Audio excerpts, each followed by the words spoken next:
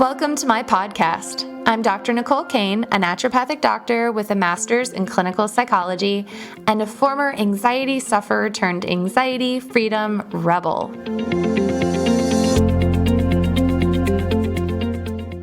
Hi there. Today you're going to learn the difference between an anxiety attack and a panic attack.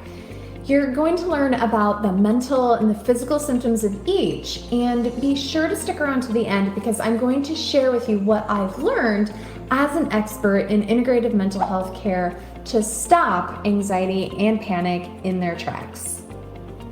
So panic attacks are defined by the DSM, which is the Diagnostic Statistical Manual that we use for mental emotional diagnoses, as bursts of extreme anxiety and fear that can come on suddenly out of nowhere.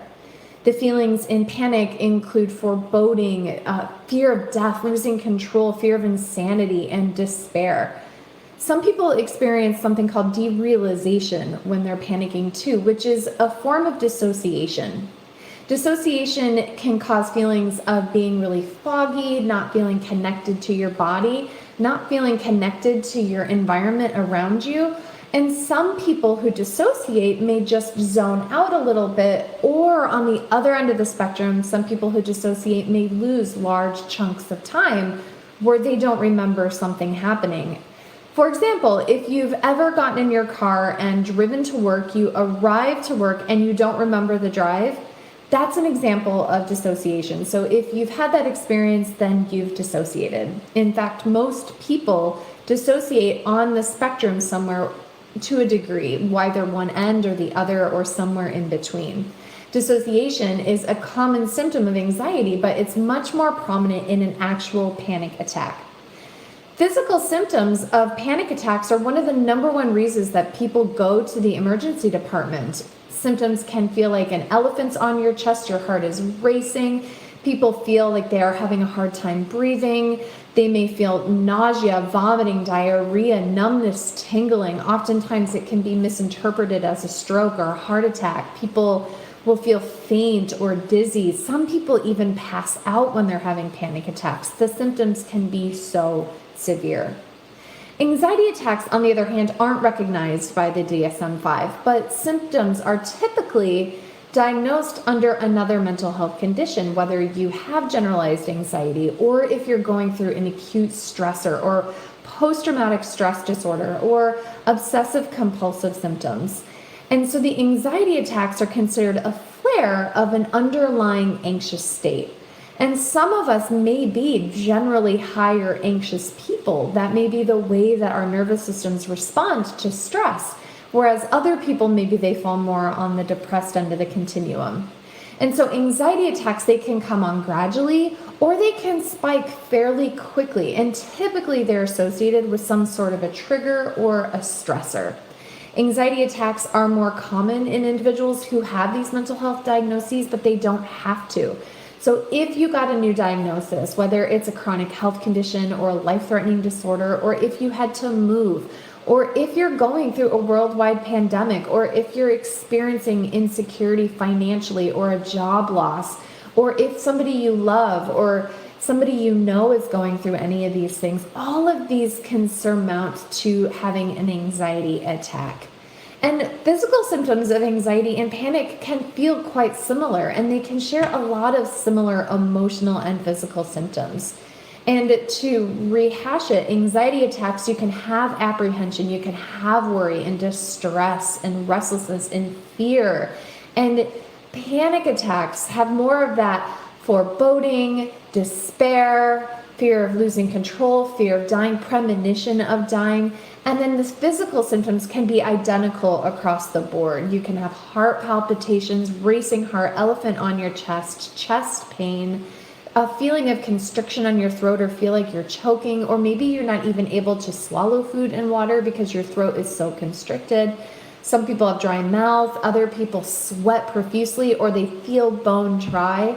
When my anxiety was at its worst, I had so much neuropathy. There was burning and tingling and numbness at the same time. So that can happen too. We can have flushes of heat. Other people get chills. And maybe it goes straight to your gut or your muscles, or maybe you get a headache with it. And so these could be symptoms of both anxiety and panic. And physiologically, the responses are identical to your body. Good stress, bad stress, panic, it's all the same physiological process. And that process is driven by two main things, and there are adrenaline and cortisol. And what these things are doing is they're aiming to put your body into a fight, flight, freeze, fawn, flop mode that are very driven by innate biological responses that aren't logical, that are driving your body to safety in whatever way it feels best.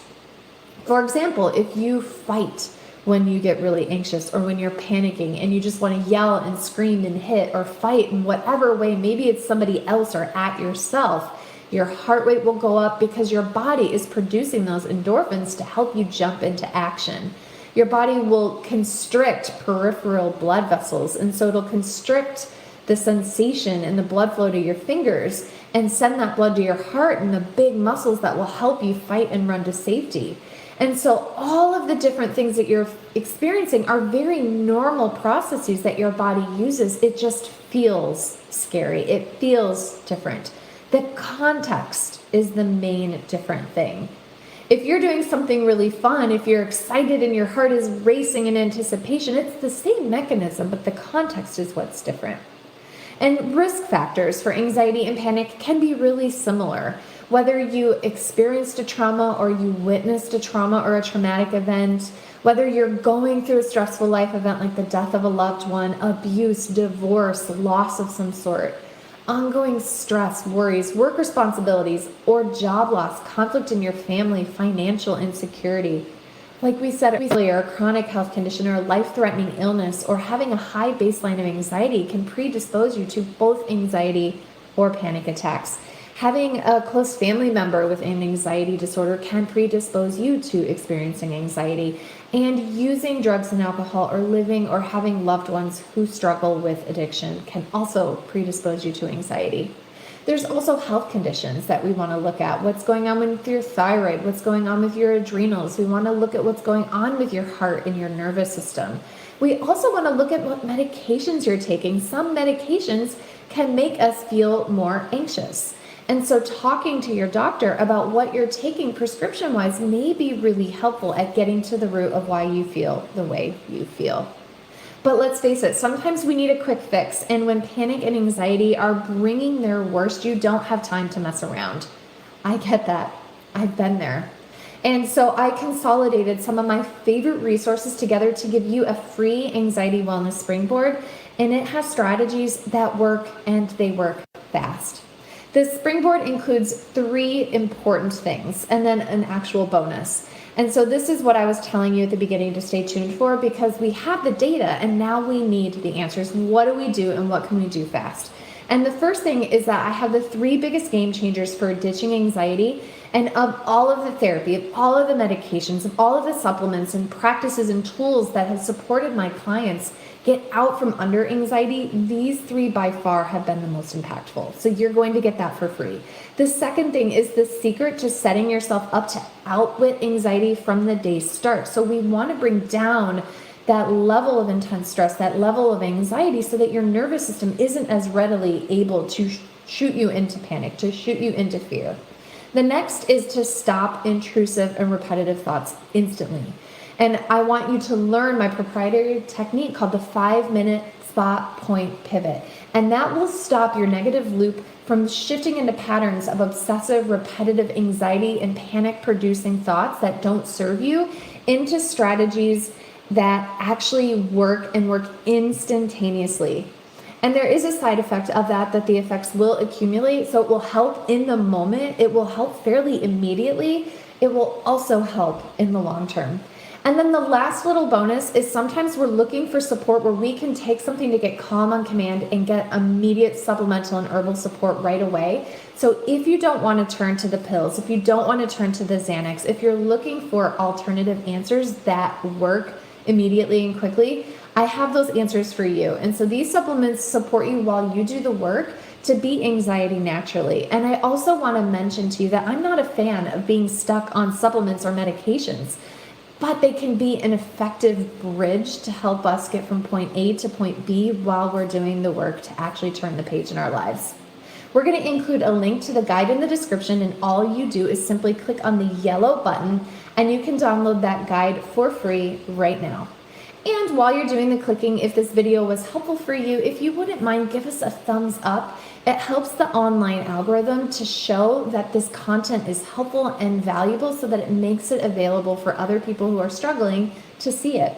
And also, speaking of spreading the word, if this was helpful for you, or if you know anyone who's dealing with panic and anxiety, please share this video with them. Thanks for watching. I'm Dr. Nicole, and I am here every single week, and I will see you next week. Thank you so much for watching, and here's to your next chapter.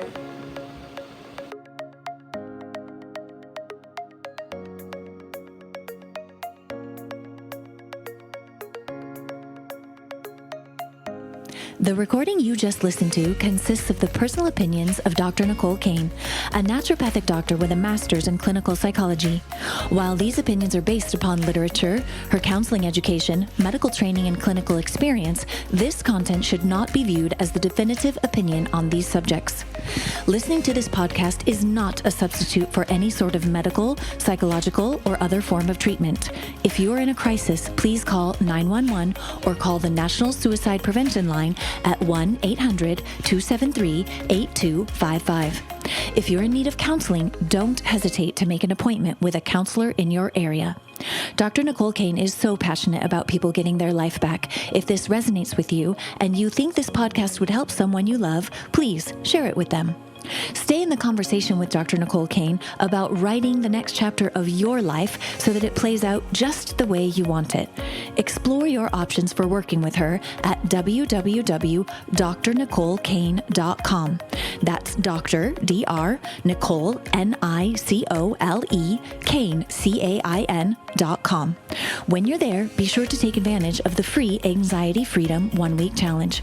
We look forward to seeing you on the next episode of the Get Your Life Back podcast. Here's to your next chapter.